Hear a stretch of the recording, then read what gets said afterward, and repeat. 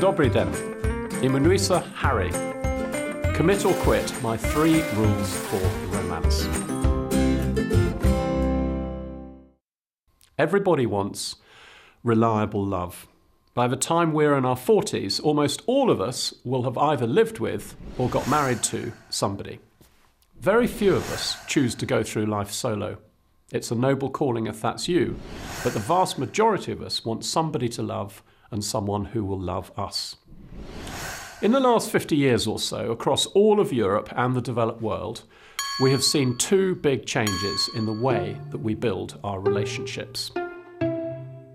The first big change is the growth of cohabitation. Like it or not, this is the way of the world. For most young adults, cohabiting has become the norm.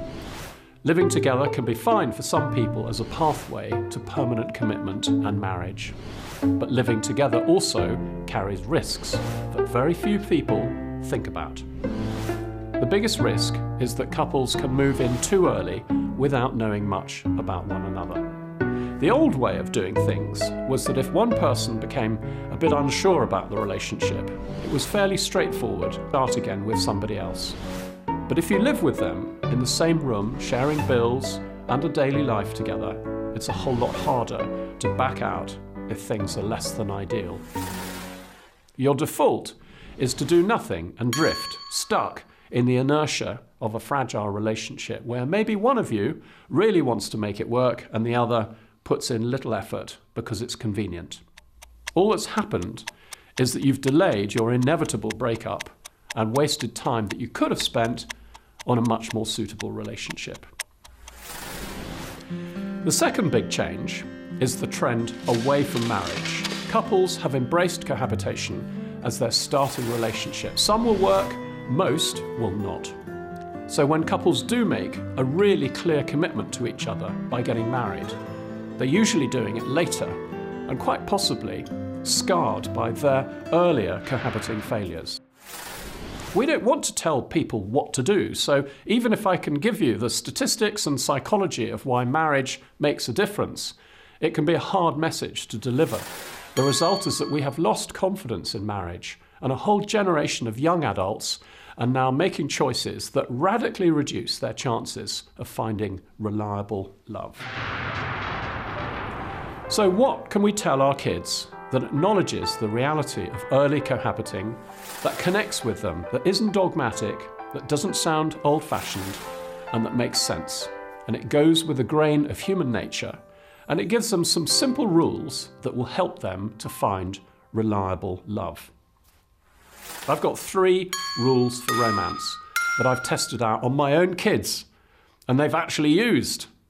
Of course, they're not really rules, but guidelines for how to give yourself the best chance in a new relationship. My first rule is to choose somebody who is marriageable. My children are now aged from late teens to early 30s. I don't tell them what marriageable means, and I'm certainly not telling them that they have to get married straight away. But if you're going to begin a relationship with somebody, it makes sense to choose somebody with whom you can see a future.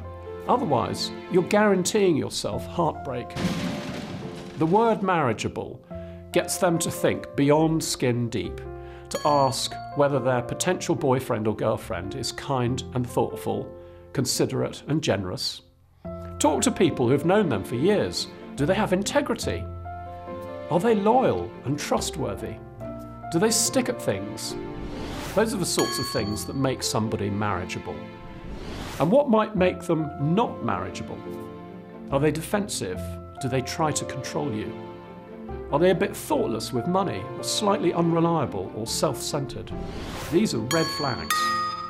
So rule 1 is start with somebody who is marriageable. My second rule is for women only. Does he fight for you? I don't mean physically, of course. I mean, does he put himself out for you, go out of his way for you, maybe sacrifice something that he wants to do in favour of something she wants to do? The reason this is a question for women to answer is that men's commitment, in particular, is linked to their willingness to sacrifice and make decisions. It's not true for everybody, but it's true on average. So if you want to Stack the odds in your favour. Choose a man who's willing to fight for you. It's a really good sign. And this has generally been the make or break question that my own girls have had to answer.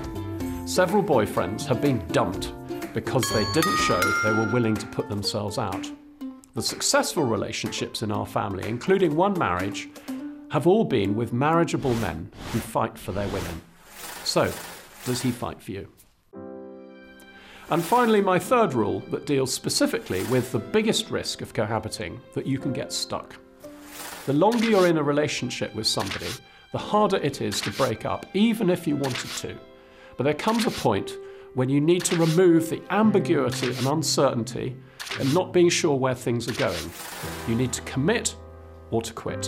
And so I offer you the 2-year rule. After 2 years together, you aren't going to learn anything new that will help you make up your mind. But you do need to know where you're going.